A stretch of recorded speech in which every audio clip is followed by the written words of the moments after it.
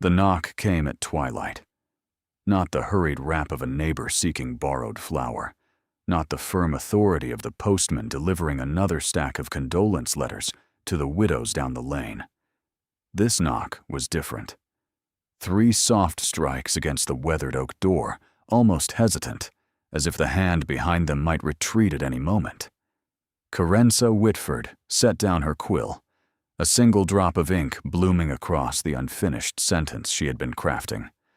The candle beside her flickered, casting dancing shadows across the modest parlor of her family's cottage in Brindleshire. Outside, the last gasps of autumn surrendered to the creeping fingers of early winter, and the wind carried whispers of coming frost. She was not expecting anyone. Her father had passed 3 winters ago, leaving behind debts and a crumbling reputation. Her mother had followed him into the grave just 18 months later, her heart too shattered to continue beating in a world so determined to break it. At 22 years old, Carenza lived alone in the cottage that had once rung with laughter, surviving on the meager income she earned as a seamstress and the small stipend the Soldiers' Comfort Society provided for her volunteer work.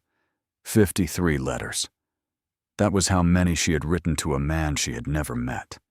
A soldier reported dying in a field hospital somewhere in the Northern Territories, his body riddled with shrapnel, his chances of survival measured in hours rather than days. The society had assigned him to her specifically because no one else wanted the burden of writing to a ghost. But Carenza had written anyway. She had poured her loneliness onto those pages, her fears, her small joys, her memories of a childhood spent chasing fireflies through meadows that no longer existed. She had described the way morning light fell through her kitchen window and how the baker's wife always saved her the bread rolls with the most golden crusts. She had confessed her dreams of seeing the sea someday, of feeling sand between her toes and tasting salt on her lips. She had written to a dying stranger as if he were the dearest friend she had ever known. And then, 6 weeks ago, the letters had stopped coming back. The society had informed her with clinical detachment that Corporal Hadrian Voss, identification number 7421, had succumbed to his injuries. The notification had been delayed, as so many were during wartime, lost in the chaos of overwhelmed field hospitals and bureaucratic confusion. They thanked her for her service. They assigned her a new soldier. They moved on. But Carenza had not moved on.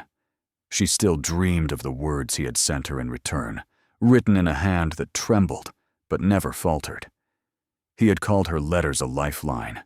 He had said her descriptions of ordinary life reminded him why men fought and bled and died in muddy trenches so far from home. He had written that her words were the only warmth in a world that had grown unbearably cold. And now he was gone.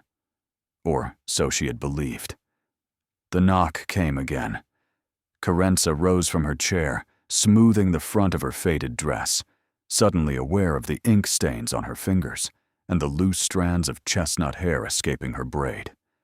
She crossed the small parlor in 6 steps, her hand trembling as it reached for the iron latch. The door swung open. A man stood on her doorstep. He was tall, broad-shouldered beneath a traveling coat that bore the dust of many miles. His face was shadowed by the brim of a hat pulled low, but she could see the sharp line of his jaw, the tension in his stance, the way his gloved hands hung at his sides, as if he did not know what to do with them. He looked at her, and something in his gaze made her breath catch. It was not recognition. It was something deeper, something that bordered on anguish. "Miss Whitford?" His voice was low, roughened by exhaustion or emotion. She could not tell which. "Miss Carenza Whitford?" Yes. The word came out as barely more than a whisper. "I am she." The man removed his hat. Dark hair, slightly disheveled from travel. Eyes the color of storm clouds gathering over winter fields. A face that might have been carved from marble if not for the scar that traced a jagged path from his left temple to his cheekbone. a face she had never seen, and yet, somehow, a face she knew. He took one step forward. "My name is not Hadrian Voss," he said, and his voice cracked on the words. "Corporal Voss died in that field hospital 8 months ago, before your first letter ever arrived. I intercepted your correspondence because I was selfish, because I was dying in a different way, because your words were the only thing that made me want to survive." Carenza's hand flew to her chest, pressing against the sudden thunder of her heartbeat. "I do not understand," she breathed. The man's eyes glistened in the fading light. He dropped to one knee on her doorstep, his hat clutched against his chest, his head bowed in supplication. "Forgive me," he whispered. "My true name is Emmerich Thorn, and I am the Duke of Waldron." The world tilted beneath Carenza's feet. She gripped the doorframe to keep from falling, staring down at the kneeling figure before her, a man who had deceived her, a man who had stolen something precious under false pretenses, a man who now wore the face of a dying soldier and the title of one of the most powerful nobles in the kingdom. And the worst part, the part that made her stomach clench and her eyes burn with unshed tears, was that even now, even knowing the depth of his deception, some treacherous corner of her heart recognized him. Not his face, not his name, not his title, but his words, his soul. The man she had fallen in love with through 53 letters. To understand how a duke came to kneel on the doorstep of a seamstress in Brindleshire, one must first understand the nature of the world that had shaped them both. The kingdom of Aldermain had been at war for 7 years. It was not a war of grand battles and heroic cavalry charges, though the ballads sung in taverns and parlors alike tried desperately to make it so. It was a war of attrition, of trenches dug into frozen earth, of young men shipped to the northern front and returned in pine boxes if they were lucky enough to be returned at all. The enemy empire of Kesteval had endless resources and bottomless cruelty, and the conflict had ground on until the very concept of peace felt like a fairy tale told to children. In the early years of the war, noble families had sent their sons with pride, outfitting them in gleaming uniforms and hosting elaborate farewell balls. By the 4th year, the gleaming uniforms had been replaced by practical wool, and the farewell balls had become quiet affairs marked by forced smiles and barely concealed dread. By the 7th year, the aristocracy had learned to hide their heirs, to fabricate medical conditions, and secure safe postings far from the front lines. But not all noble families had that luxury. The House of Thorn, rulers of the Duchy of Waldron for 17 generations, had always prided themselves on honor above all else. When the king himself had called for volunteers among the peerage, the old Duke of Waldron, Emmerich's father, had stood before the assembled lords and declared that his son would serve as any common soldier would serve. No special treatment, no purchased commission in a rearguard regiment. Emmerich Thorn would fight and bleed alongside the farmers' sons and the blacksmiths' apprentices. It had been a magnificent gesture. It had also been a death sentence. Emmerich had arrived at the Northern Front at 24 years old, full of the idealistic fervor that his tutors and his father had instilled in him. He had believed in duty. He had believed in sacrifice.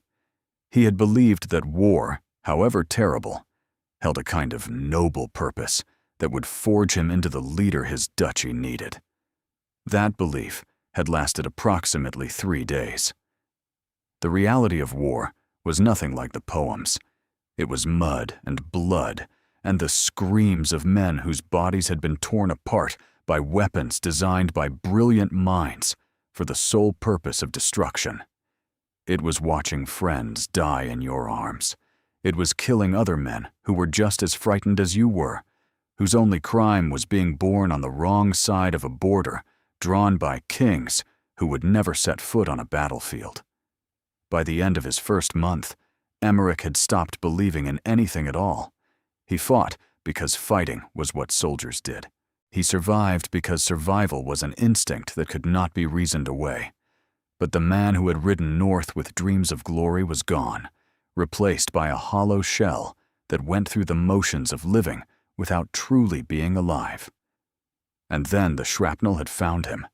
The explosion had come without warning during a night raid on an enemy supply line. One moment, Emmerich had been crouched in a ditch, signaling his men forward. The next, the world had become fire and noise and blinding pain. Metal fragments had torn through his side, his leg, his face. He had collapsed into the mud, certain that death had finally come to claim him, and had felt something very close to relief. But death, it seemed, had other plans. He had awakened in a field hospital, his body wrapped in bandages, his mind foggy from the laudanum they had poured down his throat. The surgeon had told him, with the blunt honesty that military doctors cultivated, that he would probably die. The wounds were too severe, infection too likely, supplies too scarce. They would do what they could, but he should make his peace. Emmerich had listened to these words and felt nothing at all. It was in that hospital, delirious with pain and resignation, that the first letter had arrived. Not addressed to him, of course. Addressed to Corporal Hadrian Voss, the man who had occupied the cot beside Emmerich's until a fever had claimed him in the night. The nurses had not yet updated their records, and so the letter, sent by some stranger through the Soldiers' Comfort Society, had been delivered to Voss's empty pillow. A young nurse had picked it up, glanced at the name, and made to throw it away. Wait. The word had scraped from Emmerich's throat before he knew he was speaking. Give it to me. She had frowned.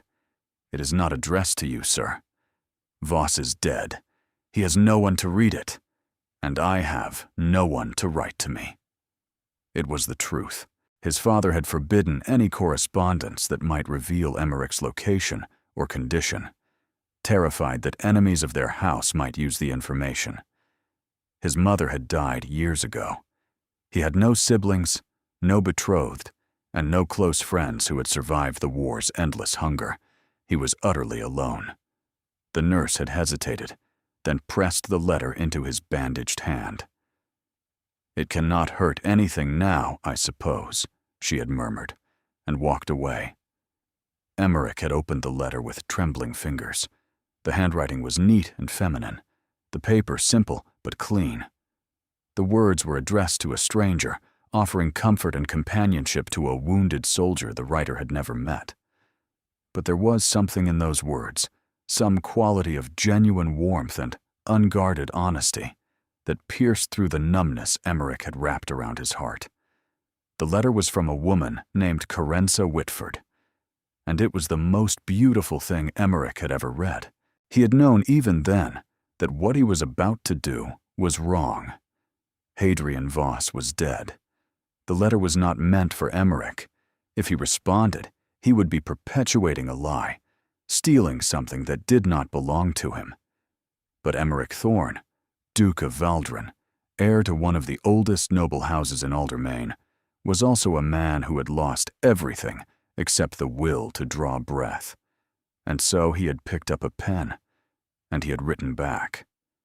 Carenza Whitford had not always been alone. Once, when she was a girl of 7, her life had been full of warmth and color. Her father, Bertram Whitford, had been a merchant of modest but respectable success, trading in fabrics imported from the southern kingdoms. Her mother, Rosalind, had been the daughter of a schoolteacher, educated beyond her station, and possessed of a laugh that could fill any room with joy. They had lived in a proper house then, not the cramped cottage that Carenza now occupied. There had been a garden with roses and a cook named Millicent, who made the most extraordinary meat pies. There had been music lessons and dancing lessons, and dreams of a future that sparkled with possibility. Then the war had come. Not all at once. Wars rarely arrived with the dramatic fanfare that historians later ascribed to them. The conflict with Kesteval had begun as a border dispute, a minor skirmish over trading rights in the Northern Territories. But minor skirmishes had a way of growing, and within 2 years, the entire kingdom had been mobilized for a fight that no one had anticipated, and no one seemed able to stop. Bertram Whitford's trading routes had collapsed. The southern fabrics that had been his livelihood could no longer pass through war-torn regions, and the domestic markets were too flooded with desperate merchants to sustain his business. He had borrowed money to keep the household afloat, certain that the war would end soon, certain that prosperity would return. It had not. By the time Carenza was 14, her father's debts had consumed everything. The house with the rose garden was sold to pay creditors. Millicent was let go with tears and apologies. The family had retreated to a cottage on the edge of Brindleshire, a structure that had once belonged to a shepherd and still smelled faintly of wool and lanolin. Bertram had tried to rebuild. He had taken work as a clerk, his merchant skills adapted to keeping ledgers for men who had once been his competitors. But the shame of his fall had eaten at him, and the drink had followed. And by Carenza's 19th year, her father was a ghost of the man who had once lifted her onto his shoulders to pick apples from the highest branches. He had died in his sleep, his heart simply stopping as if it had decided that enough was enough. The doctor had called it a natural end. Carenza had known better. Her father's heart had not failed. It had surrendered. Her mother had followed 18 months later, worn down by grief and poverty, and the endless, grinding work of survival. Rosalind Whitford had once quoted poetry and debated philosophy. By the end, she could barely remember her own name. Carenza had buried them both in the small churchyard on the hill, in plots paid for by the charity of neighbors who remembered better days. She had stood alone at their graves, dry-eyed and hollow, and made herself a promise. She would not surrender. She would not let the war or the poverty or the loneliness grind her into dust. She would find a way to live, even if living meant nothing more than drawing breath and putting one foot in front of the other. And so she had. She had taken in sewing, her mother's taught skill becoming her salvation. She could mend a torn hem, or let out a bodice, or embroider initials onto handkerchiefs with a precision that earned grudging respect from the women of Brindleshire. The work was tedious and poorly paid, but it kept food on her table and coal in her hearth. It was not enough, though. Not for Carenza. The loneliness was the worst part. She had no family left, no close friends, no suitors calling at her door. The eligible young men of Brindleshire had marched north years ago, and those who had returned were broken in ways that made courtship impossible. Carenza spent her days bent over needlework, and her evenings staring at walls that seemed to close in a little more with each passing month. She had started writing letters to soldiers almost by accident. The Soldiers' Comfort Society had posted a notice in the village square, seeking volunteers to correspond with wounded men who had no families of their own. The society would provide names and addresses. The volunteers would provide words of comfort and connection. It was charity work, unpaid, but the society offered a small stipend for supplies and postage. Carenza had signed up the very next day.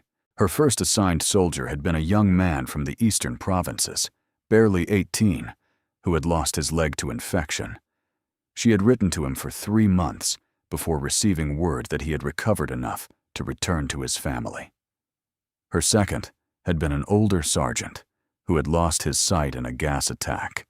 He had written back in a shaky hand, thanking her for her kindness, until a brief note from a nurse had informed her that he had passed peacefully in his sleep.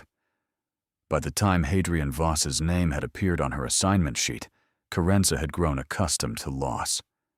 Corporal Voss, the paperwork had said. Multiple shrapnel wounds, not expected to survive. No known family. Please write promptly. She had written that same evening, and the response had come 3 weeks later, in a hand that shook but formed letters with an elegance that surprised her. The handwriting of an educated man, she had thought. Perhaps a clerk or a teacher before the war had claimed him. The letters had continued.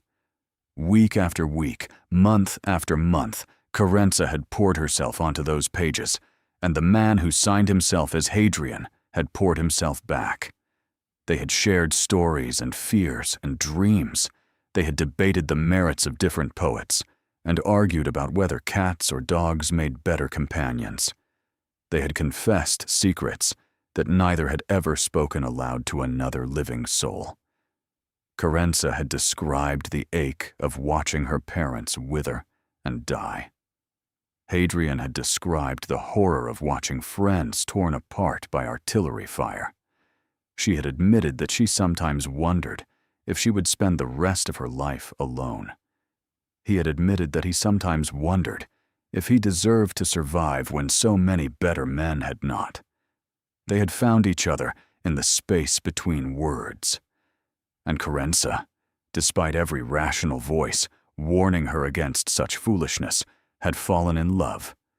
Not with a face or a body or a voice. She had never seen Hadrian Voss, never heard him speak, and never touched his hand. She had fallen in love with a soul laid bare on paper, with a mind that challenged hers, with a heart that seemed to beat in rhythm with her own. When the society had informed her of his death, something inside Carenza had shattered. She had not wept. She had not screamed. She had simply sat in her parlor, the letter clutched in her hands, and felt the last flicker of hope in her chest extinguish like a candle starved of air. For 6 weeks, she had gone through the motions of life. Sewing, eating, sleeping, writing letters to her new assigned soldier, a man whose responses were polite but distant, whose words on the page stirred nothing in her heart. She had resigned herself to the emptiness. And then had come the knock at twilight. And now, standing in her doorway with the wind biting at her cheeks and her pulse thundering in her ears, Carenza stared down at the kneeling figure of a man who claimed to be a duke. A man who had lied to her. A man who had stolen her words and her confidences under false pretenses. A man whose eyes, even now, held the same desperate loneliness she had glimpsed between the lines of 53 letters. "Get up," she whispered. "Get up off my doorstep before the neighbors see." Emmerich Thorne rose slowly, his movements stiff. Whether from travel or injury, she could not tell. He towered over her, this stranger who was not a stranger, and his expression held a vulnerability that seemed utterly at odds with the title he had claimed. "Miss Whitford, please, if you would allow me to explain—" "Explain?" The word came out sharp enough to cut. "Explain how you intercepted letters meant for a dead man? Explain how you pretended to be someone you were not?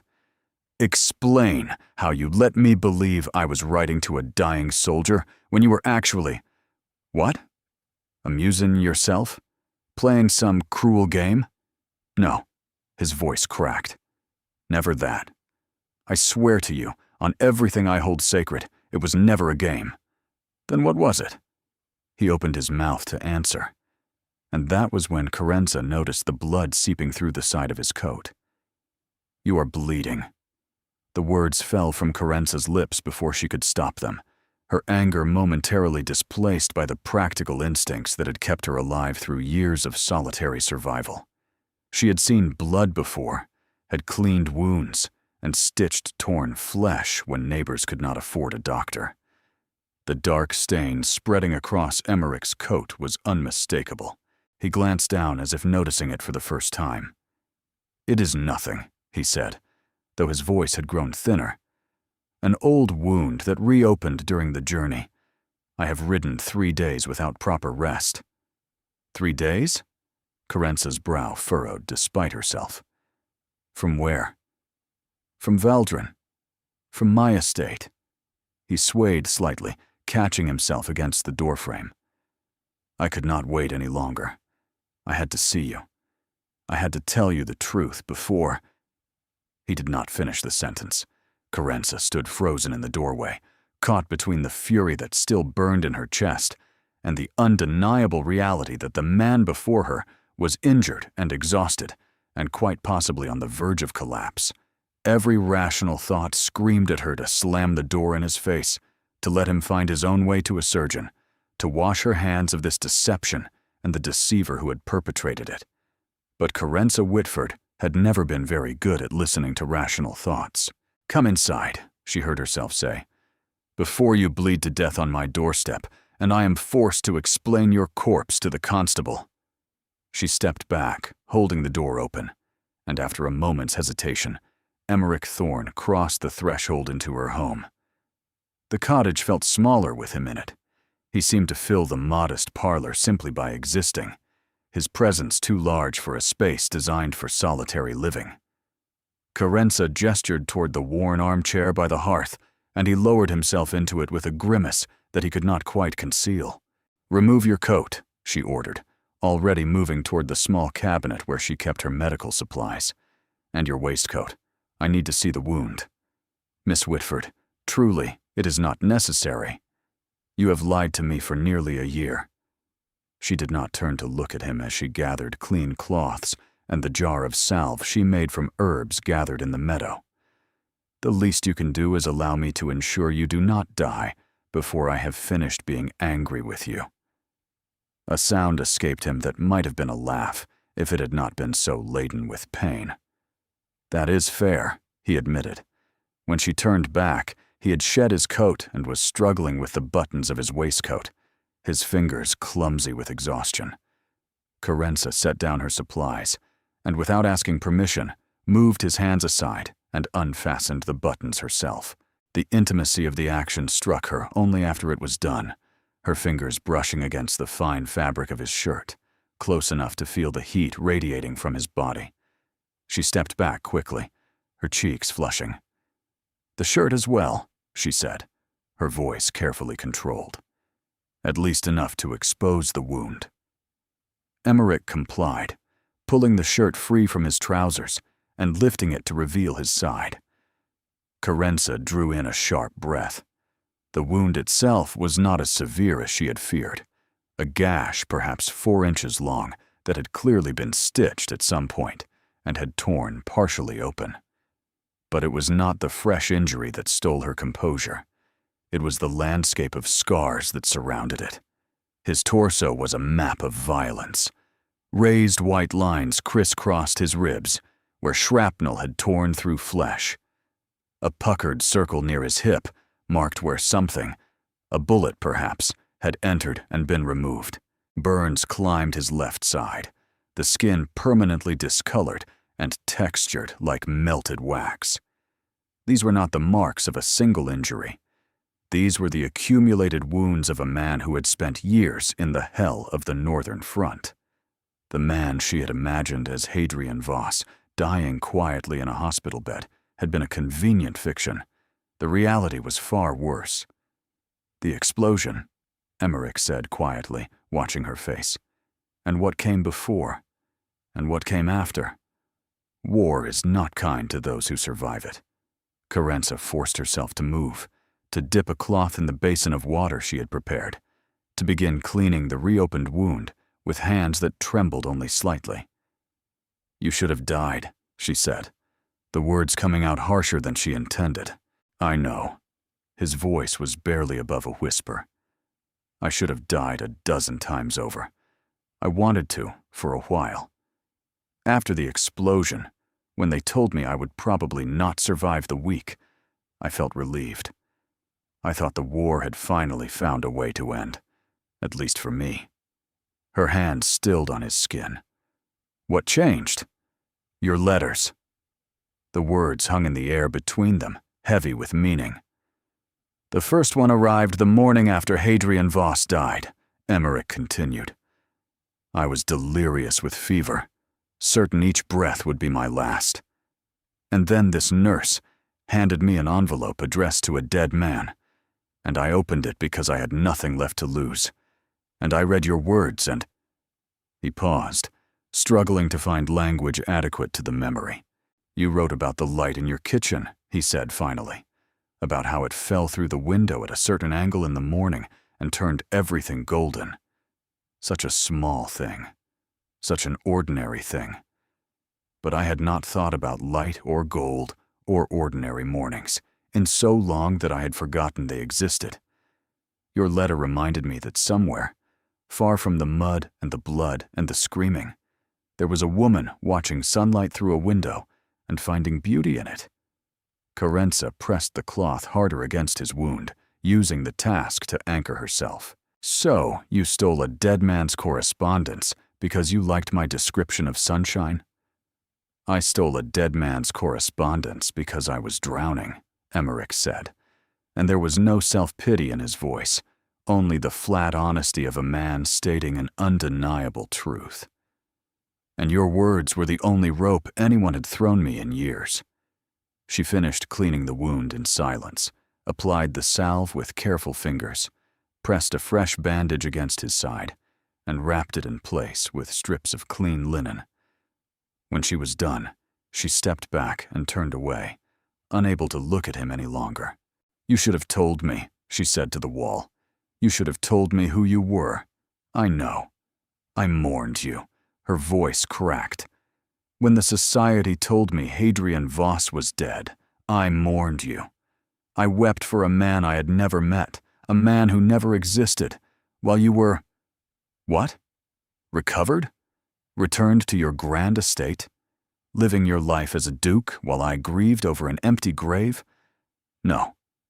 The word came sharp and sudden. "No, I was not recovered. I was barely alive. After I read your first letter and wrote back, my condition worsened drastically. The surgeons saved my body, but the man I had been was gone. I spent months learning to walk again, learning to hold a pen without my hands shaking, learning to sleep without waking, screaming from nightmares that never truly ended. And through all of it, the only thing that kept me tethered to this world was the knowledge that somewhere in Brindleshire there was a woman who had written 53 letters to a soldier she believed was dying, and every single one of those letters had been a gift I did not deserve." Carenza's shoulders shook, though whether from anger or grief or something else entirely, she could not have said. "Why did you come here?" she asked. "Why now, after all this time?" "Because I could not live with the lie any longer." Emmerich's voice dropped to a ragged whisper. "And because I needed to see your face, just once, even if you hate me, even if you send me away and never speak to me again. I needed to know that you were real." She turned then, slowly, and found him watching her with eyes that held no defense, no pretense, and no aristocratic distance. Just a man, broken and bleeding and terrified, offering her the truth at last. And Carenza realized, with a sinking feeling in her stomach, that her anger was not the only emotion warring for dominance in her heart. She should have sent him away. Every principle Carenza possessed, every instinct honed by years of disappointment and loss, demanded that she order this man out of her cottage and out of her life. He had lied to her. He had manipulated her emotions under false pretenses. He had allowed her to bare her soul to a fiction while concealing his true identity behind a dead man's name. And yet, when she looked at Emmerich Thorne, she didn't see the Duke of Waldron. She didn't see wealth or power or the aristocratic privilege that had always seemed so distant from her small, struggling existence. She saw the words that had been written on page after page of correspondence that she kept bundled in ribbon in the drawer beside her bed. She saw the man who had confessed his terror of dying alone, who had described the nightmare of watching his closest friend bleed out in his arms, unable to do anything but hold him and whisper lies about how everything would be all right, who had admitted that some nights the only thing preventing him from walking into enemy fire was the knowledge that her next letter might be waiting for him. That man wasn't a fiction. That man was sitting in her parlor, his side bound in bandages she had applied, his eyes watching her with a vulnerability that no duke should ever allow a seamstress to witness. "You cannot stay here," Carenza said finally, breaking the silence that had stretched between them. "The neighbors will talk. My reputation is already precarious enough without harboring strange men overnight." "I have rooms at the inn in town," Emmerich replied. "I did not presume. I would never." He stopped, took a breath, began again. "I only came to confess, to beg your forgiveness. I had no expectation that you would want anything to do with me once you knew the truth." "Then why come at all?" The question seemed to catch him off guard. "Because I owed you the truth," he said slowly. "Because every moment I did not tell you felt like a blade twisting in my chest. Because," he hesitated, then continued with the air of a man stepping off a cliff. "Because I have spent the last 8 months wondering what your voice sounds like. Wondering if your eyes are as warm as your words. Wondering if the woman who wrote those letters could ever look at a broken soldier and see something worth loving."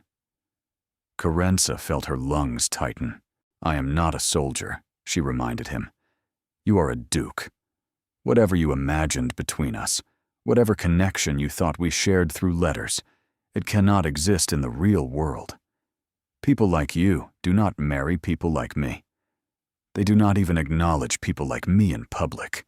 I am a seamstress, a nobody, the daughter of a failed merchant who died in debt."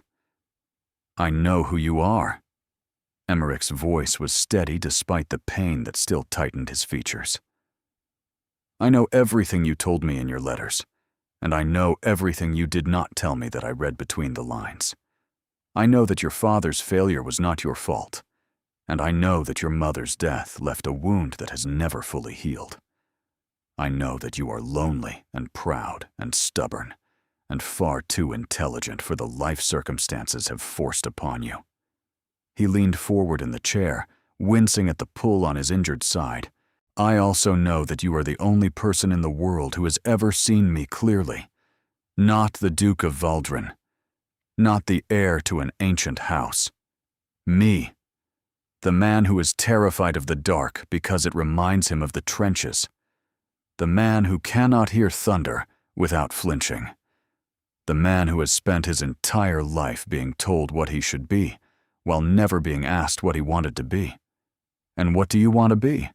The question escaped before Carenza could stop it. Emmerich held her gaze. "Yours," he said simply. "If you will have me."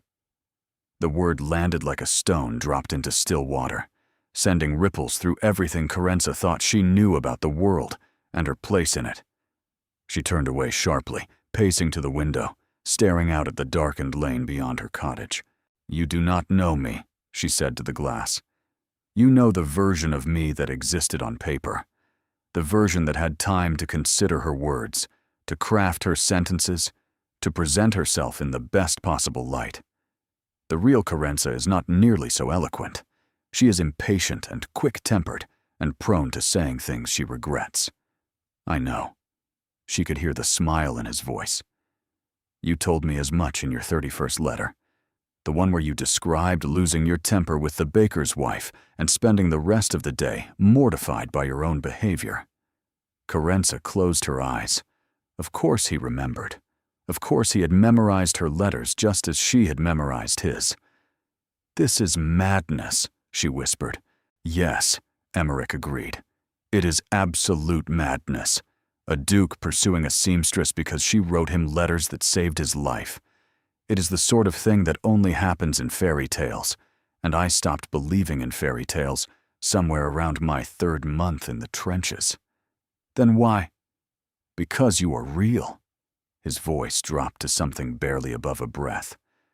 "Because I have spent my entire life surrounded by people who wanted my title, or my money, or my influence, and not a single one of them ever asked how I was feeling, or whether I slept well, or what I dreamed about when the nightmares finally let me rest. You asked. You cared. You treated me like a human being instead of an asset to be acquired. And you did it without knowing that I had anything to offer in return. Carenza pressed her palm flat against the cold glass of the window. What if I cannot forgive you? She asked quietly. What if the lie is too much? What if every time I look at you, I see the deception instead of the man? There was a long pause before Emmerich answered. Then I will accept your judgment and go, he said. I will return to Valdren and spend the rest of my life knowing that I found the only person who ever truly knew me and lost her because of my own cowardice. But I will not regret coming here tonight. Even if you hate me, even if you never want to see my face again, I will be grateful that I had the chance to tell you the truth. You deserved at least that much. Carenza turned from the window. He sat in her shabby armchair, this duke of ancient lineage, his fine clothes rumpled and stained with travel and blood, his face pale from exhaustion and pain, and watched her with eyes that asked for nothing and expected less. She thought of her father, who had promised her mother the world and delivered only heartbreak. She thought of the soldiers who had marched north with dreams of glory and returned as broken shells or did not return at all. She thought of every cautionary tale she had ever heard about women who trusted too easily and loved too deeply and paid the price for their foolishness. And then she thought of 53 letters tied with ribbon, sitting in the drawer beside her bed, each one a thread connecting her to a man she had never expected to meet. There is a spare room, she heard herself say. It is small and cold, and the bed has not been aired in months. But it is better than riding back to the inn in the dark with a wound that has already reopened once. Emmerich's eyes widened. Miss Whitford, I could not possibly. You will sleep in the spare room, Carenza continued, her voice firm. And in the morning, when we are both rested and thinking more clearly, we will have a proper conversation about what happens next. I am not saying I forgive you. I am not saying I trust you. I am saying that I refuse to make a decision this important while standing in my parlor at midnight with a bleeding duke who looks like he might collapse at any moment. A ghost of a smile crossed Emmerich's face. That is the most reasonable thing anyone has said to me in years, he murmured. Yes, well. Carenza lifted her chin. Someone has to be reasonable. It is clearly not going to be you. She moved toward the narrow hallway that led to the spare room, gesturing for him to follow. And as he rose from the chair and limped after her, Carenza tried very hard not to think about the fact that she had just invited the Duke of Voldren to spend the night under her roof. The gossips of Brindleshire would have a field day. But that, she decided, was a problem for tomorrow. Sleep did not come easily to Carenza that night.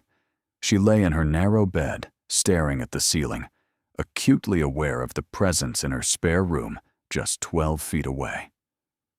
Every creak of the cottage, every whisper of wind against the windows, seemed magnified to impossible volume. She could hear him moving occasionally, restless in an unfamiliar bed, and each sound sent a fresh jolt of confusion through her already tangled thoughts. The Duke of Valdren was sleeping in her spare room, the words repeated in her mind like a fever dream, refusing to coalesce into anything resembling sense. Men like Emmerich Thorne did not appear on the doorsteps of women like her. They did not kneel in supplication or confess their sins with tears in their eyes. They certainly did not accept invitations to sleep in cramped rooms with mattresses that had not been aired in months. And yet, impossibly, here they were. Carenza pressed her hands against her face, trying to force order onto her churning emotions. She should be furious. She was furious. The deception he had perpetrated was a violation of everything she held sacred, the trust she had placed in a stranger, the vulnerability she had offered to a man she believed was dying. He had stolen something precious from her, something she could never fully reclaim. But beneath the fury, there was something else. Something that had been growing in the soil of her heart for months, nurtured by words on paper and the intimacy of shared confession. She had fallen in love with Hadrian Voss, the dying soldier who existed only in letters. And now she was forced to confront the possibility that the man she loved and the man who had deceived her were one and the same. Could love survive such a revelation? Could trust ever be rebuilt on a foundation of lies? She did not know, and the uncertainty was almost worse than the anger. Morning arrived slowly, gray light filtering through the thin curtains of her bedroom window. Carenza rose before dawn, as was her habit, and dressed in her simplest work dress before making her way to the kitchen. She needed routine. She needed normalcy. She needed the familiar comfort of tasks that required no emotional labor. She was halfway through preparing tea when she heard footsteps in the hallway. Emmerich appeared in the kitchen doorway, looking slightly better than he had the night before. Sleep had softened the lines of exhaustion around his eyes, though the pallor of pain still clung to his features. He had smoothed his rumpled clothes as best he could, and someone, perhaps himself during the night, had combed his dark hair into a semblance of order. He looked, Carenza thought despite herself, like a man trying very hard to be presentable for someone whose opinion mattered to him. "Good morning," he said carefully, hovering at the threshold, as if unsure whether he was welcome to enter. "Sit." Carenza nodded toward the small table by the window. "I am making tea. There is bread, though I cannot promise it is fresh." "Thank you." He moved into the room slowly, easing himself into one of the two chairs, with a barely suppressed wince. "Miss Whitford, I want you to know that I am prepared to answer any questions you have. I will tell you everything. Hold nothing back. You deserve complete honesty, and I intend to provide it." Carenza busied herself with the tea things, grateful for an excuse to keep her hands occupied. "Very well," she said. "Tell me about the real Hadrian Voss." The question seemed to catch him off guard. "The real? I am not certain what you mean. The man whose letters I was supposed to be receiving." Carenza turned to face him, a cup of steaming tea in each hand. "You said he died before my first letter arrived. Tell me about him. Tell me about the man whose identity you borrowed." Emmerich accepted the tea with a murmur of thanks, then stared into the cup as if searching for answers in its depths. "Hadrian Voss was a corporal from a village called Dunmore, near the eastern border," he said quietly. "He was a farmer's son, barely 20 years old when he enlisted, barely 22 when the shrapnel found him. We shared a ward in the field hospital for 4 days before the fever took him." "Did you know him? Before the hospital, I mean." "No, we had never met. But in those 4 days," Emmerich paused, his jaw tightening. "He talked about his family, his mother and father, and 3 younger sisters. He talked about the apple orchard behind their farmhouse and the way the blossoms looked in spring. He was terrified of dying, but even more terrified of what his death would do to his family. They depended on him. He was the eldest son, the one who was supposed to take over the farm when his father grew too old to work." Carenza sat down across from him, her own tea untouched. "What happened to his family after he died?" "I do not know." The admission seemed to pain him. "I was unconscious for nearly 2 weeks after writing back to your first letter. My condition worsened drastically. By the time I recovered enough to inquire, his body had been buried in a mass grave with dozens of others. There was no way to notify his family, no personal effects to return. He simply vanished, as if he had never existed. Except for his name," Carenza said softly. "Which you took." "Yes." Emmerich met her eyes. "I took his name because I didn't want to be Emmerich Thorne anymore. The Duke who had marched north full of noble ideals and watched those ideals die alongside good men who deserved better. Hadrian Voss was innocent. He was just a farmer's son who wanted to go home. When I wrote to you using his name, I could pretend that I was innocent too, that the burden of my title and my failures and my guilt did not exist. The honesty in his voice cut through Carenza's defenses more effectively than any justification could have. "That is not an excuse," she said quietly. "You understand that. Nothing you say will excuse what you did. I know. But I think I understand why you did it." She wrapped her hands around her teacup, absorbing its warmth. "I understand what it means to want to be someone else. To wish you could shed your history like a snake sheds its skin and emerge as something new." Emmerich said nothing, merely watched her with those gray eyes that seemed to see straight through to her soul. "There is something else I need to know," Carenza continued. "Something I have been wondering since last night. Ask me anything. You said you intercepted my letters because you were dying and alone and desperate for connection. I can accept that, even if I cannot forgive it yet. But here is what I do not understand." She leaned forward, holding his gaze. "You recovered. You survived. You returned to Valdrin and reclaimed your title and your life. You had every opportunity to end the deception then, to write to me as yourself and explain what had happened. Instead, you continued the charade for months. Why?" Emmerich set down his teacup with deliberate care. "Because I was afraid," he said. "Afraid of what? My anger? I think we have established that my anger was inevitable regardless of timing." "No." He shook his head slowly. "Not afraid of your anger. Afraid of your pity." The answer caught Carenza off guard. "I do not understand. When I wrote to you as Hadrian Voss, dying soldier, I was just a man, a broken, wounded man who had nothing to offer except words on a page. And you responded to those words with kindness and warmth and understanding. You saw me as a person, not as a title or a fortune or a political opportunity." His voice dropped. "I was terrified that the moment you learned I was the Duke of Valdrin, everything would change. That you would see me differently. That the connection we had built would be poisoned by what my name represents." Carenza felt something shift in her chest, a crack in the wall she had been trying to maintain between herself and this impossible situation. "You thought I would treat you differently because you are wealthy and powerful?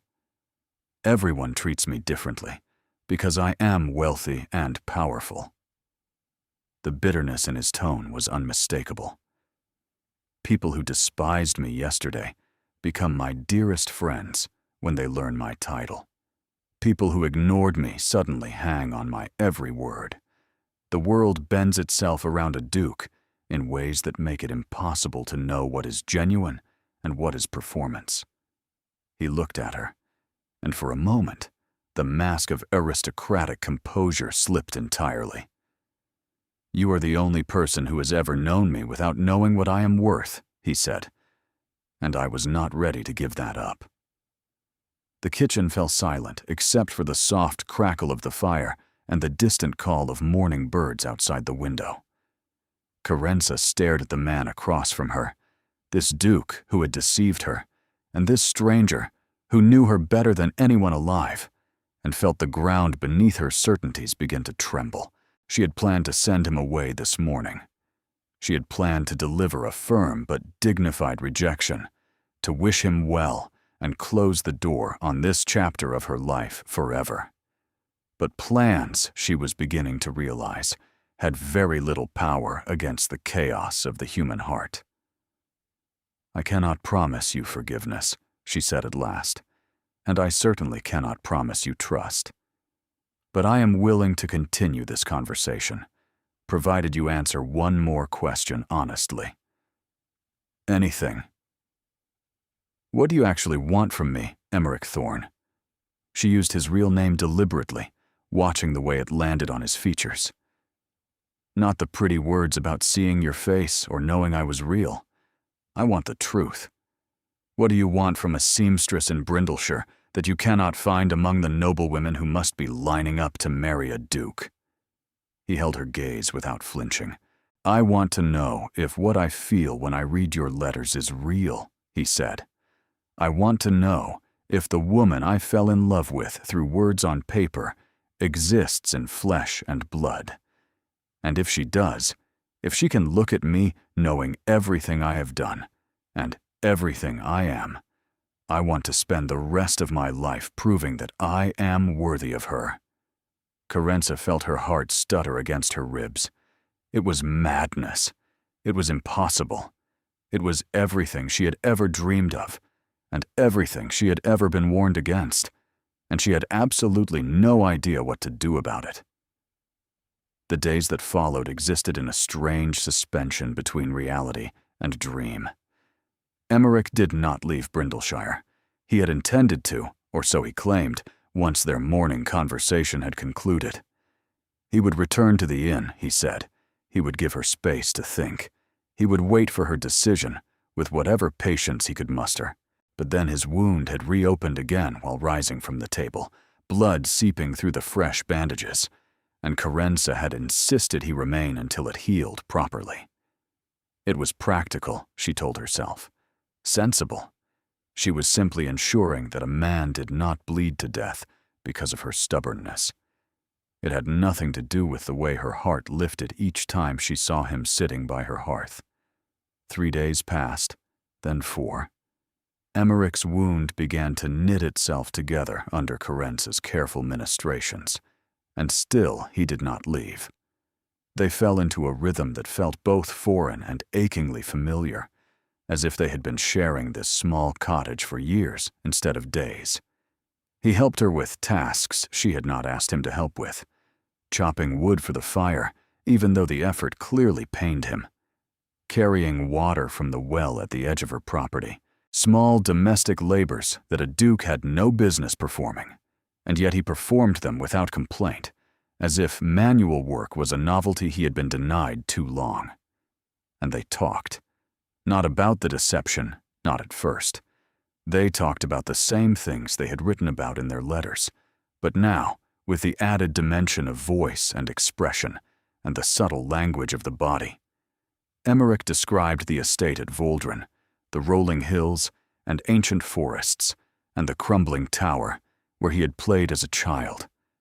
Carenza told him about her parents, about the rose garden she still dreamed of sometimes, about the meat pies that Millicent used to make, and how she had never been able to replicate the recipe. It was during one of these conversations, on the evening of the 4th day, that Carenza finally asked the question that had been haunting her. "The scars on your body," she said quietly. They were sitting by the fire, the remnants of a simple supper cleared away, the comfortable silence of shared domesticity wrapped around them like a blanket. "You said they came from the explosion, but some of them looked older." Emmerich's hand drifted unconsciously to his side, pressing against the hidden landscape of damage beneath his shirt. "Some of them are," he admitted. "The war was not a single event for me. It was years of accumulated violence. The explosion that nearly killed me was simply the final chapter of a very long story. Tell me." He looked at her, assessing, and Carenza saw the moment he decided to trust her with something he had never shared. "I arrived at the front full of idealistic nonsense," he began, "convinced that honor and courage and noble purpose would see me through. Within a week, I had watched 3 men from my regiment die in ways that no one should ever have to witness. Within a month, I had killed my first enemy soldier. A boy, really. Barely old enough to shave. He came at me in the dark, and I reacted on instinct. And by the time I realized what I had done, he was bleeding out in my arms." Carenza said nothing, but she reached across the space between them and placed her hand over his. "The first scar came from a bayonet," Emmerich continued, his voice dropping to barely more than a whisper. "A night raid that went wrong. An enemy soldier, who was faster than I expected. If my sergeant had not been there to pull me clear, I would have died in my first month. But you survived. I survived. Again and again, I survived when others did not. And each time I walked away from something that should have killed me, the guilt grew heavier. He turned his hand beneath hers, lacing their fingers together. Do you know what they called me by the end? The soldiers in my regiment? Carenza shook her head. The Ghost Duke, because I walked through battles that claimed everyone around me and emerged without a scratch. They thought I was blessed, protected by some divine providence. A bitter laugh escaped him. They did not see me in the dark hours, shaking and weeping and begging whatever gods might exist to explain why I deserved to live when so many better men had died. The firelight flickered across his features, illuminating the scar that traced from his temple to his cheek, and Carenza saw him clearly for the first time. Not a duke, not a deceiver, just a man who had been broken by circumstances beyond his control and was still, somehow, trying to find his way back to wholeness. The letters, she said softly. My letters. You said they saved you. They did. His grip on her hand tightened. Before you, I had accepted that survival was merely a biological function. My heart beat, my lungs drew breath, but there was something inside me that could be called living. Your words changed that. You reminded me that there was beauty in the world, that ordinary mornings and golden light and the smell of fresh bread were worth fighting for. I did not know I was doing anything so grand. Carenza's voice trembled slightly. I was just writing to a stranger because I was lonely. That is precisely why it mattered. Emmerich lifted her hand to his lips, pressing a kiss against her knuckles, so gentle it made her chest ache. You were not performing kindness for an audience. You were simply being yourself, offering connection to someone you believed had no one else. That authenticity is the rarest thing I have ever encountered. Carenza felt tears prick at her eyes and blinked them back fiercely. I'm still angry with you, she whispered. You need to know that. The lie still hurts. I know. But I think... She paused, searching for words adequate to the chaos of her emotions. I think I am beginning to understand why you told it. And I think I am beginning to understand that the man who lied to me and the man who wrote those letters are the same person. That the deception does not erase the truth underneath it. Emmerich's eyes glistened in the firelight. Does that mean you might be able to forgive me? Someday, Carenza looked at him, this broken duke who had stumbled into her life and upended everything she thought she knew about herself and the world. I do not know, she said honestly, but I think I would like the chance to find out. The smile that crossed his face was like sunrise after a long and terrible night. And for the first time since his knock had echoed through her cottage, Carenza felt something that might have been hope. News of the Duke of Waldron's presence in Brindleshire spread faster than fire through dry grass. Carenza had known it would happen eventually. A village this small could not absorb a stranger, let alone an aristocrat, without comment. But she had hoped for a few more days of privacy, a few more stolen hours in which to untangle her feelings before the outside world intruded. She had hoped in vain. The first visitors arrived on the 5th morning, a delegation of the village's most prominent citizens, led by Magistrate Corwin, a portly man with a red face and an inflated sense of his own importance. They knocked on Carenza's door with the aggressive courtesy of people who believed they had every right to be there. Miss Whitford, the magistrate's eyes swept past her into the cottage, searching. We have heard disturbing reports that you are harboring a man of unknown origin in your home. As representatives of the community's moral welfare, we feel obligated to investigate. Carenza felt her spine stiffen. I am harboring an injured traveler who required medical attention, she said coolly. I was unaware that Christian charity had become a matter for official investigation.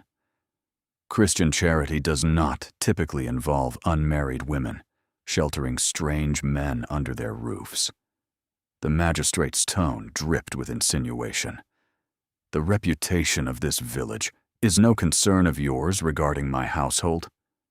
The voice came from behind Carenza, deep and carrying an authority that made the magistrate's face go pale. Emmerich stepped into the doorway, his bearing transformed. Gone was the vulnerable man who had knelt on her doorstep begging forgiveness. In his place stood the Duke of Valdrin, every inch of him radiating the power of 17 generations of noble blood. Your Grace. The magistrate's voice emerged as a strangled squeak. He dropped into a bow so deep his waistcoat buttons strained. We had no idea. That is to say, we were not informed. The honor of your presence in our humble village is my own affair. Emmerich's tone could have frozen water. As is my choice of accommodations and the company I keep. Miss Whitford has shown me extraordinary kindness during a difficult journey. I trust you are not suggesting that her hospitality was in any way improper. No, Your Grace. Certainly not. You merely came to gossip and pry into matters that do not concern you. Emmerich took a step forward, and the magistrate retreated as if pushed. I suggest you return to your homes and inform anyone who asks that Miss Whitford has acted with perfect propriety, and that any whispers to the contrary will be met with my personal displeasure. The delegation scattered like leaves before a gale. Carenza watched them go, her emotions a tangled knot of gratitude and unease. When she turned back to Emmerich, he had deflated slightly, the ducal authority giving way to something closer to embarrassment. I apologize, he said quietly. I did not mean to handle your affairs for you, but I could not stand by and let them impugn your reputation when I am the cause of their suspicions. You did not need to defend me. Carenza's voice came out sharper than she intended. I have been managing the opinions of this village for years without aristocratic intervention. I know. I overstepped. He ran a hand through his hair, a gesture of frustration she had come to recognize. It is a failing of mine. When I see someone I care about being attacked, I react before I think.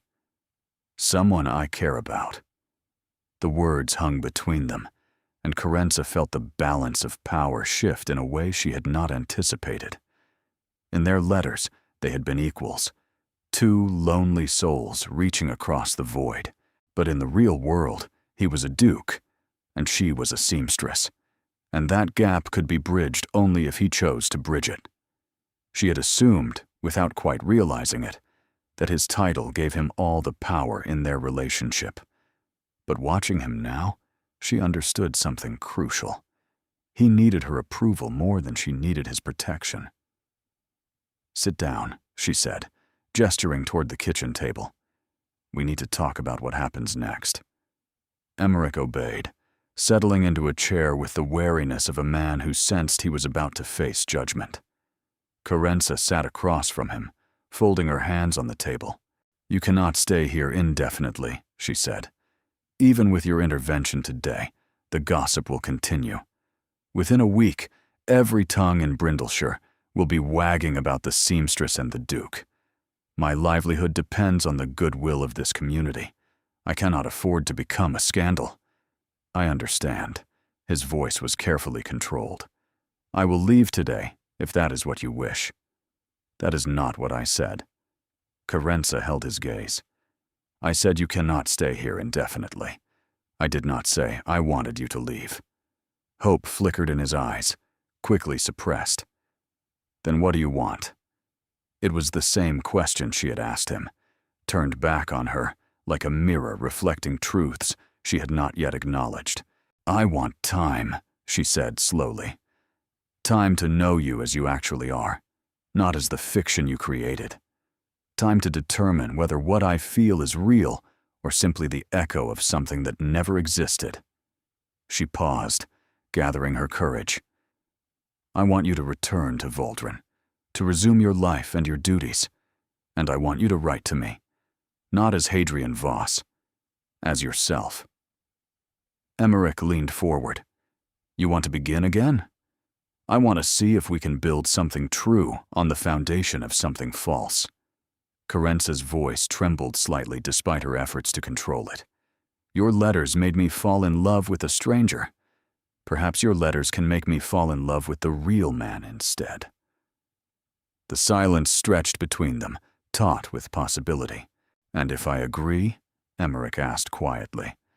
If I return to Valdren and write to you as myself, what then? How long do we continue this correspondence before we decide whether it leads anywhere? I do not know. Carenza shook her head. I cannot give you guarantees or timelines. I can only tell you that I am not ready to close the door on you completely, but I am also not ready to fling it open and invite you into my life without reservation. That is more than I deserve. Yes, she agreed. It is. But I have discovered that my heart does not always care what people deserve. Emmerich rose from his chair and crossed to where she sat. He knelt beside her, taking her hands in his, and looked up at her with an expression of such naked vulnerability that it stole her breath. I will write to you, he said, every day if you will permit it. I will tell you everything about my life, my duties, my fears, my hopes.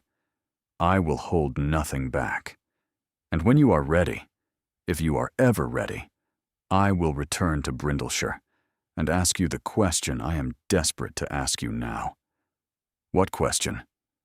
His thumbs traced gentle circles on the backs of her hands. Whether you will allow me to court you properly, he said.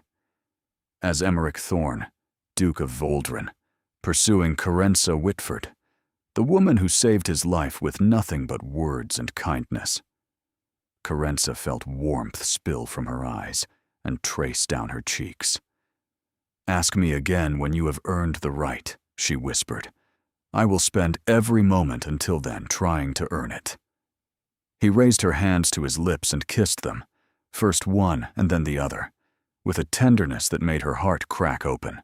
And when he departed that afternoon, riding toward the main road that would carry him back to Valdren, Carenza stood in her doorway and watched until he disappeared from sight.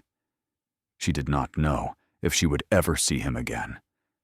But she knew, with a certainty that frightened her, that she desperately wanted to. The letters began arriving within a week. True to his word, Emmerich wrote nearly every day, his correspondence delivered by private courier rather than the ordinary post. The villagers of Brindleshire had plenty to whisper about as they watched the livered messenger ride up to Carenza's cottage with clockwork regularity, but she found she cared less about their opinions than she had expected. Let them talk. She had more important things to focus on. The first letter had been brief, almost tentative, as if Emmerich was uncertain how to begin this new chapter of their correspondence. Miss Whitford, it read, I arrived at Valdren late last evening, exhausted but safely. The journey was long, and I confess that my thoughts returned constantly to the cottage I had left behind. I find myself wondering what you are doing at every moment of the day. Are you working on your sewing? Are you reading by the fire? Are you thinking of me at all? Or have you already begun the sensible process of forgetting that I ever existed? I do not expect answers to these questions. I simply wanted you to know that you occupy my mind as completely as you occupied my letters. Yours in hope and uncertainty. Emmerich Carenza had read the letter 3 times before allowing herself to respond, and so began a correspondence that was both achingly familiar and entirely new. This time, there were no false identities, no dying soldier's borrowed name. Emmerich wrote to her as himself, describing his daily life at Valdren, with a candor that surprised her. He told her about the endless meetings with stewards and accountants, the tedious social obligations that came with his title, the loneliness of rattling around in a vast estate with no one to share it with.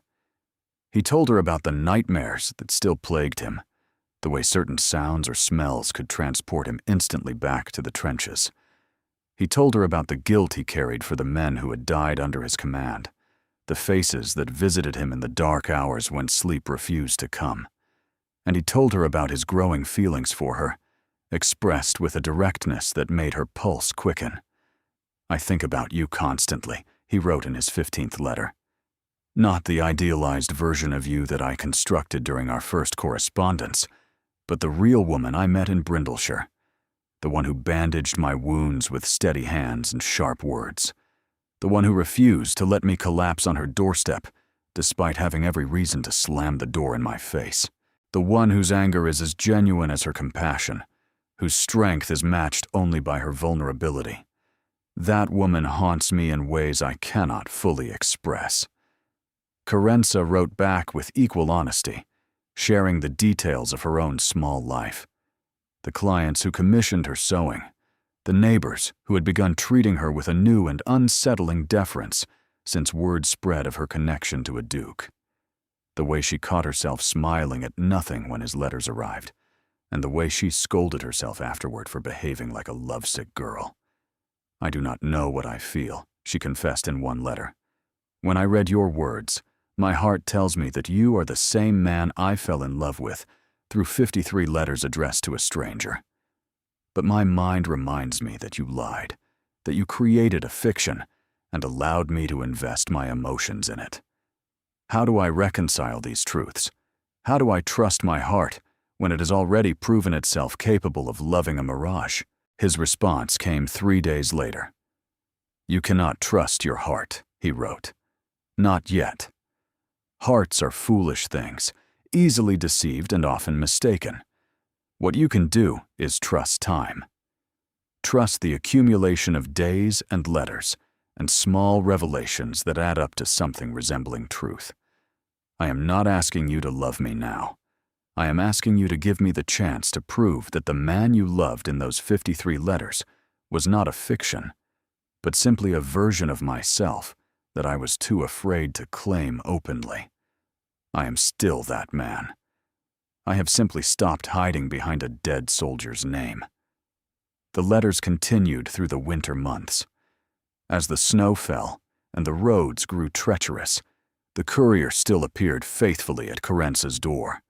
She began to anticipate his arrivals with an eagerness she could not quite suppress, rushing to tear open each envelope before the seal had fully cooled. She learned things about Emmerich that she had never known, his favorite poets and the books that had shaped his childhood, the horse he had raised from a foal and ridden to war, who had somehow survived and now lived in comfortable retirement in the Waldron stables, the way he took his tea, which was exactly the way she took hers, with honey and a splash of cream. She learned that he had a sense of humor buried beneath his responsibilities, dry and self-deprecating and capable of making her laugh out loud in her empty cottage. And she learned that his feelings for her were not diminishing with distance. If anything, they seemed to grow stronger with each passing week. "I have been offered a match," he wrote one evening in late January. The words struck Carenza like a physical blow. "Lady Hortensia Graves, daughter of the Earl of Thornbury. A suitable alliance, according to my advisers. Her family is wealthy, her bloodline impeccable, her temperament reported to be agreeable." Carenza felt her fingers tighten on the paper as she continued reading. "I declined the offer immediately," Emmerich continued. "My advisers think I have gone mad. Perhaps I have. A duke does not reject advantageous marriages in favor of pining after seamstresses in provincial villages. It is not done. It is not practical. It is not sensible. But I find that I do not care about what is done, or practical, or sensible. I care only about a woman who taught me to feel again when I had convinced myself that feeling was beyond my reach. I care only about the chance, however slim, that she might someday care for me in return. The marriage market will have to content itself with other dukes. This one is not available. Carenza read the letter 6 times. Then she sat down and wrote her response with unsteady hands. "You foolish, impossible man," she began. "You should have accepted the match. Lady Portentia Graves is everything I am not. Wealthy, noble, appropriate. The kind of woman who belongs in a duke's household, hosting elegant parties and bearing aristocratic airs. What can I possibly offer you that could compare to that?" She paused, her pen hovering over the page. Then she continued. "And yet, when I read that you declined her, my heart nearly burst from my chest with relief. I should want you to be practical. I should want you to make the sensible choice. Instead, I find myself grateful that you chose the insensible one. What does that say about me? What does that say about us? I do not have answers. I only have questions and a growing certainty that I do not want you to stop writing. Yours, in confusion, and something that might be hope." Carenza she sealed the letter and gave it to the courier the next morning. And she waited, with bated breath, to see what would happen next. Spring arrived slowly in Brindleshire, winter's grip releasing its hold one grudging inch at a time. The correspondence between Carenza and Emmerich had continued without interruption through the darkest months, their letters growing longer and more intimate as the weeks passed. She had begun to recognize his moods from his handwriting alone, the way his script grew cramped when he was tired, expansive when he was happy, jagged when the nightmares had kept him awake. She had also begun to recognize something else. She was in love with him, not with Hadrian Voss, the dying soldier, not with the idealized figure she had constructed from words on paper, with Emmerich Thorne in all his complicated, damaged, and infuriating reality. The man who had lied to her and then spent months trying to earn her forgiveness. The man who made her laugh and made her think and made her feel things she had convinced herself were beyond her reach. She had not told him yet. The words felt too momentous to commit to paper, too significant to trust to a courier's saddlebag. If she was going to confess her love, she wanted to do it while looking into his eyes. She wanted to see his face when he heard her say it. The letter that arrived in early April changed everything. "Carenza," it began, and she noticed immediately that he had dropped the formal Miss Whitford he had clung to for so long.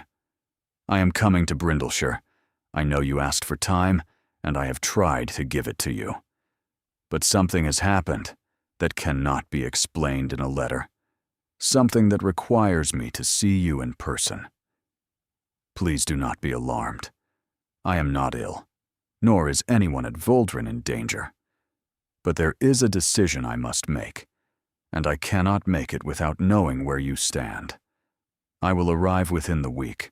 If you do not wish to see me, send word to the inn, and I will respect your wishes. But if there is any chance, any possibility that you might welcome my presence, I beg you to give me an audience. The future, mine and perhaps ours, depends on what happens next. Yours, always and completely." Emmerich Carenza read the letter with her heart lodged firmly in her throat. What decision? What had happened? The vagueness of his words set her nerves jangling with anxiety, even as the prospect of seeing him again sent electricity crackling through her veins. She did not send word to the inn. She spent the next 5 days in a state of barely controlled anticipation, cleaning her cottage until it gleamed, mending her best dress, practicing what she would say when he arrived. The villagers noticed her agitation and whispered among themselves, but Carenza ignored them. Let them speculate. They would know soon enough.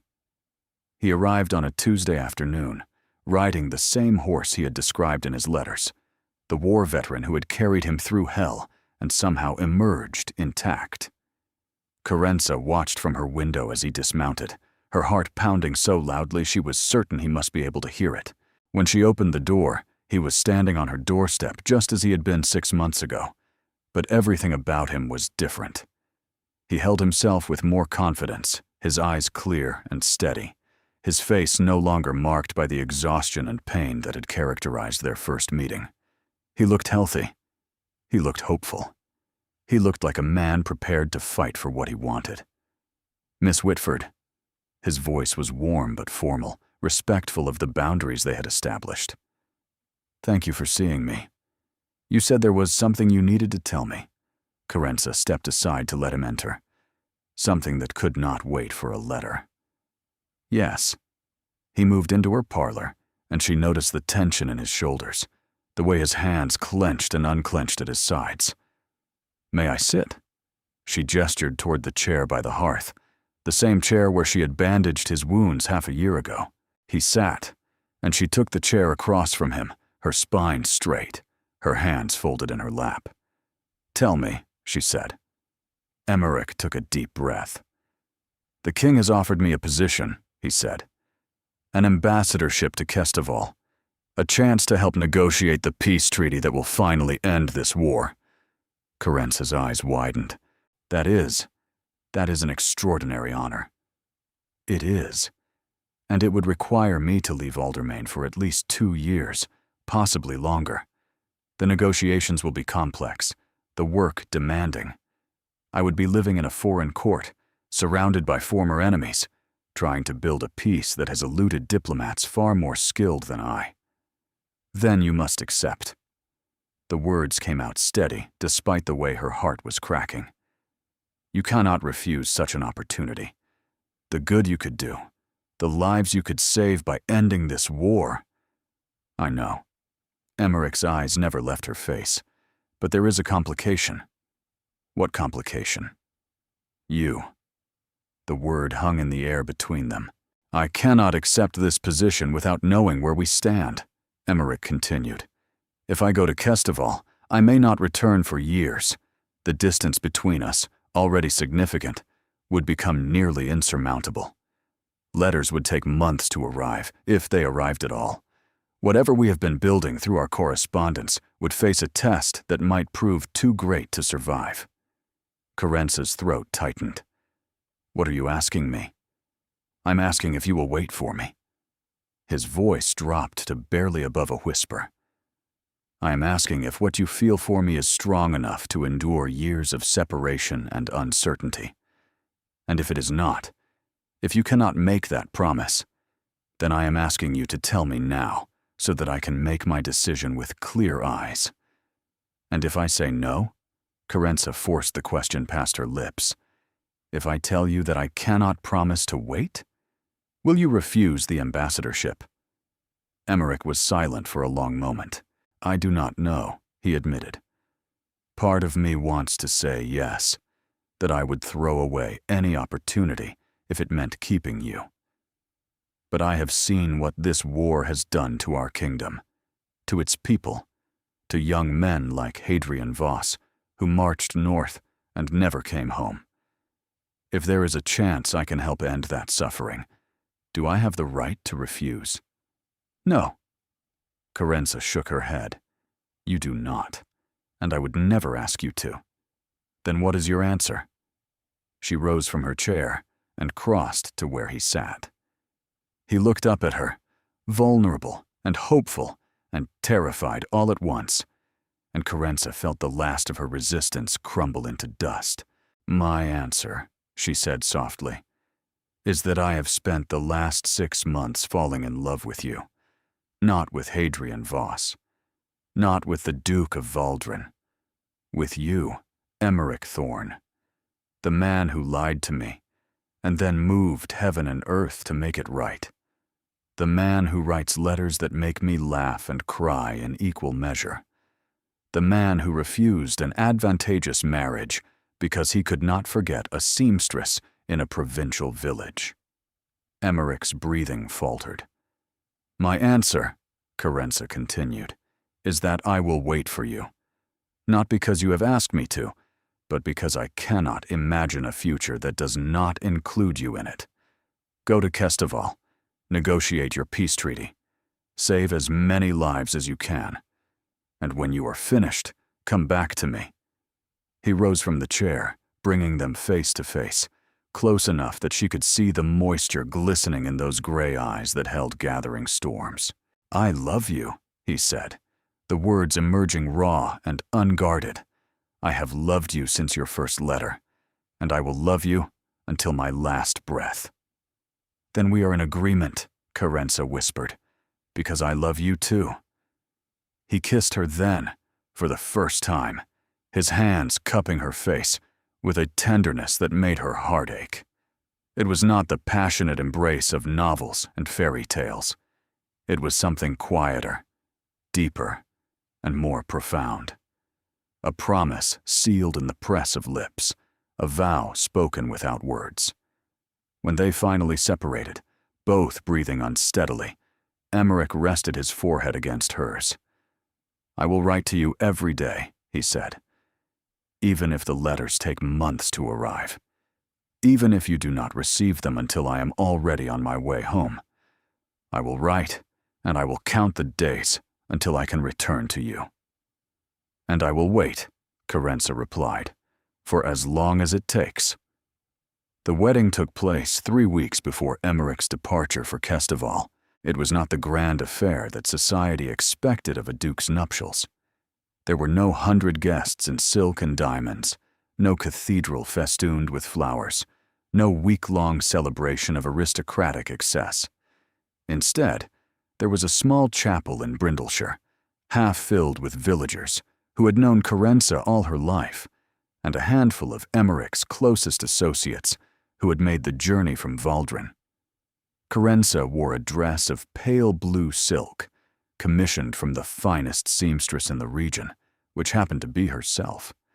She had spent 2 weeks on the garment, pouring all her skill and love into every stitch, and when she looked at herself in the mirror on the morning of her wedding, she saw not a seamstress or a merchant's daughter or a woman who had clawed her way through years of poverty and loss. She saw a bride. She saw a duchess. The title still felt foreign on her tongue. The Duchess of Waldron. The villagers had struggled with it as well, alternating between excessive deference and confused familiarity.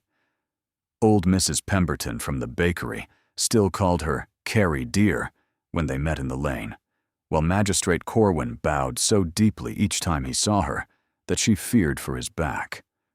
But none of that mattered as she walked down the aisle toward the man waiting at the altar. Emmerich watched her approach with an expression that made her heart stutter.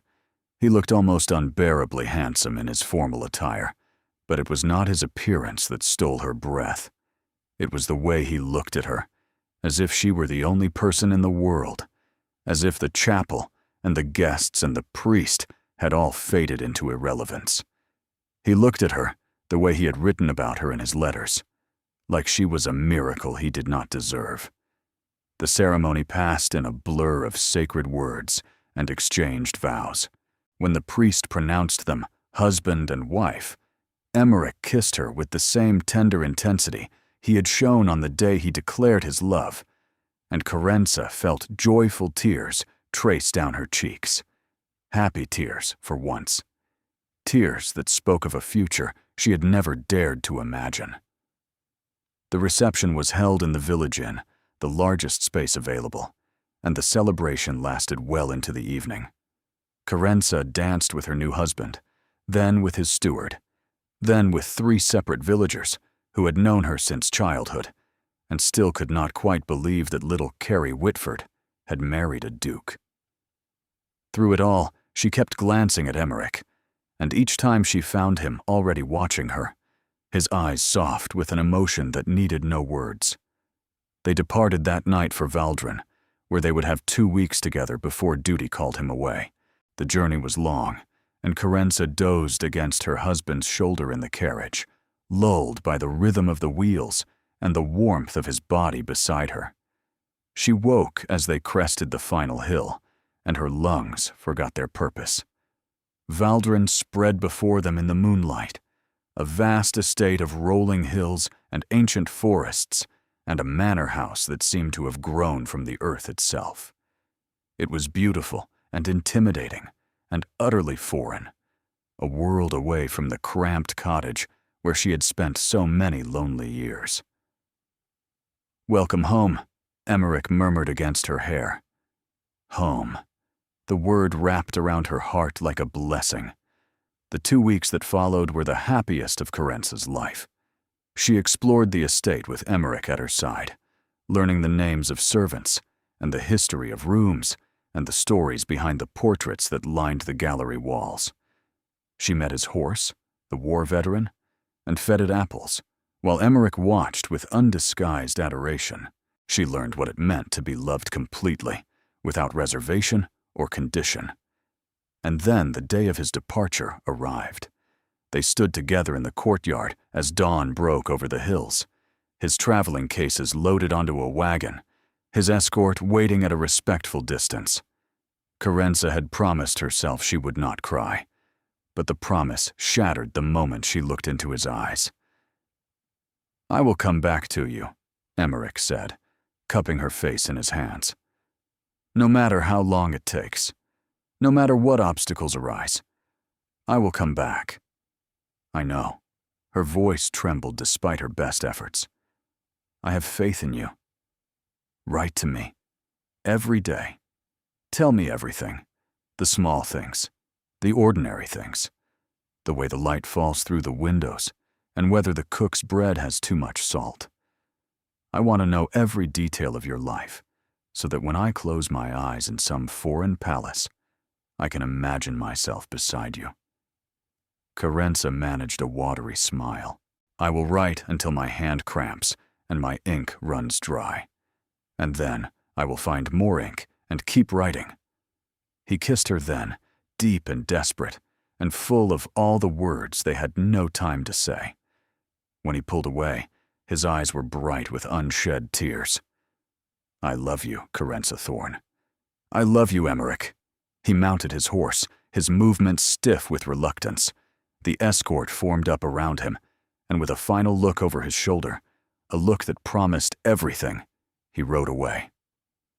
Carence stood in the courtyard until long after the dust had settled, her hand pressed against her heart, her eyes fixed on the horizon where he had disappeared. She was a duchess now. She was a wife, and she was alone again. But this time, the loneliness felt different. This time, it was temporary. This time, she had someone worth waiting for. 2 years passed.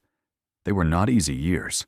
The negotiations in Kesteval proved more complex than anyone had anticipated, plagued by political maneuvering and old resentments and the fundamental difficulty of convincing bitter enemies to become cautious allies. Emmerich's letters arrived sporadically, sometimes 3 at once after months of silence, each one a precious lifeline that Carence read until the paper grew soft with handling. She kept busy at Waldron. The estate required management, and though the stewards were competent, they welcomed her involvement. She learned about crop rotations and tenant disputes and the intricate politics of rural aristocracy. She made friends among the local gentry, cautious alliances that slowly warmed into genuine affection. And she waited. The war ended 18 months after Emmerich's departure, the peace treaty signed in a ceremony that the newspapers described in breathless detail. Carence read every account she could find, searching for mention of her husband, and felt fierce pride when his name appeared among the principal architects of the agreement. But the treaty's signing did not mean immediate return. There were details to finalize, relationships to cement, a fragile peace to nurture through its vulnerable infancy. Emmerich wrote that he would be home soon, then wrote again apologizing for delays, then again with new complications. Carence understood. She told herself she understood, but understanding did not stop her heart from aching. The letter that arrived on a rainy afternoon in late autumn was different from the others. Shorter, more urgent. "My darling," it read, "I am coming home. Not soon. Now. By the time this letter reaches you, I will already be on the road. Nothing could keep me away a moment longer. Prepare yourself, my love. Your husband is returning, and he has no intention of ever leaving again. Yours, in desperate anticipation, Emmerich Carenza read the letter 3 times, her entire body trembling. Then she began to prepare. She was standing in the entrance hall when the sound of hoofbeats echoed in the courtyard. She had positioned herself there since dawn, unable to eat or rest or do anything but wait. The servants had given up coaxing her away and simply brought tea at regular intervals, which she did not drink. The great doors swung open, and there he was. He looked older, lines carved around his eyes that had not been there before. His hair was longer, touched with gray at the temples. He moved with the slight stiffness of a man who had spent too many months in uncomfortable chairs, negotiating impossible compromises. But his eyes, when they found her, were exactly the same. Gray as gathering storms and full of love. Carenza. Her name emerged as a breath, a prayer, a benediction. You came back. She did not remember crossing the hall, but suddenly she was in his arms, her face buried against his chest, his heart pounding beneath her cheek. You actually came back. I promised I would.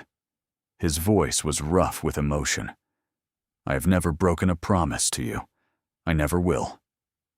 They stood there for a long moment, simply holding each other, 2 years of separation dissolving in the warmth of reunion. The servants had tactfully disappeared, granting them privacy for this moment that felt too sacred for witnesses.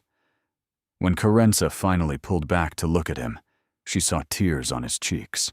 The war is over, he said. The treaty is signed. The peace is holding. I have done what I was sent to do. You saved countless lives. Pride swelled in her chest. You helped end a conflict that has torn our kingdom apart for years. Perhaps, his hands framed her face, thumbs brushing away the tears she had not realized she was shedding. But none of it would have been possible without you. Every night in that foreign court, surrounded by people who wanted things from me, I thought of you. I remembered that somewhere across the sea, there was a woman who loved me for who I am, not what I could provide. That knowledge kept me sane when nothing else could. Emmerich. I wrote you 53 letters from Kesteval, he continued. The same number you wrote to a dying soldier before we ever met. It seemed fitting, somehow. A full circle. Carenza laughed through her tears. You counted? I counted everything. The days until I could see you again. The hours until I could hold you. The minutes until I could tell you in person what I have written 100 times on paper. He drew a breath. I love you, Carenza Thorne. I loved you when you were a stranger who wrote to a dead man. I loved you when you were a seamstress who bandaged my wounds and demanded I earn her trust. I love you now, as my wife, my duchess, my partner in everything that matters. I love you too. The words felt inadequate, but they were all she had. I have loved you through absence and uncertainty and 2 years of waiting that felt like 2 lifetimes. Then let us make sure we never have to wait again. He kissed her, and it felt like coming home. Later that evening, after dinner and reunion and conversations that stretched long into the night, Emmerich presented her with a small box wrapped in velvet. I brought you something from Kesteval, he said, a token of the peace we built. Carenza opened the box to find a pendant on a silver chain, delicate and beautiful. But it was not the craftsmanship that stole the air from her lungs. It was the design. 2 quills crossed over an open letter, framed by a wreath of roses. I had it commissioned by their finest jeweler, Emmerich explained. A symbol of what brought us together, of the words that saved my life and the woman who wrote them. Carenza looked up at him, this man who had lied to her and then spent years making it right. This man who had given up everything comfortable and safe to fight for peace. This man who had crossed oceans and endured years of separation and come back to her, just as he had promised. "Help me put it on," she whispered. He fastened the chain around her neck, his fingers warm against her skin. The pendant settled against her heart, cool and solid and real. "There is one more thing," Emmerich said, his voice suddenly hesitant. "Something I have been waiting to tell you until I could say it in person." Carenza tilted her head. "What is it?" He took her hands in his expression caught between joy and terror. "I want children," he said. "Heirs for Valdrin, yes, but more than that. I want a family. I want to fill these halls with laughter and chaos and the patter of small feet. I want to give our children the childhood I never had, full of love and warmth and the certainty that they are wanted." Carenza felt her heart expand until she was certain it would burst. "I want that too," she said. "I have wanted it since before I knew wanting it was possible." "Then we shall have it." He pulled her close, resting his chin atop her head. "We shall have everything we ever dreamed of, you and I. Starting now. Starting tonight." And as the fire crackled in the hearth, and the wind whispered against the windows of Voldrin, Carenza Thorne, née Whitford, closed her eyes and allowed herself to believe in fairy tales. Not the kind that happened to other people. The kind that happened to her